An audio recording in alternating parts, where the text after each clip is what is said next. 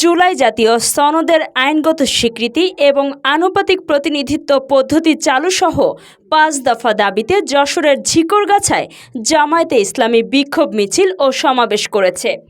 শুক্রবার বিকেলে ব্রিজ সংলগ্ন স্থানে আয়োজিত এ সমাবেশে সভাপতিত্ব করেন উপজেলা আমির মাওলানা আব্দুল আলিম। প্রধান অতিথি অধ্যাপক মাওলানা আরশাদুল আলম বলেন, জনগণ আর একতরফা নির্বাচন দেখতে চায় না।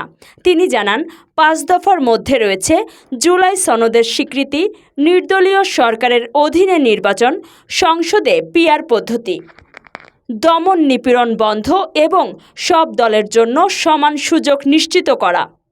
সমাবেশ শেষে একটি বিক্ষোভ মিছিল উপজেলা মোড় প্রদক্ষিণ করে আবার ব্রিজ সংলগ্ন স্থানে এসে শেষ হয়।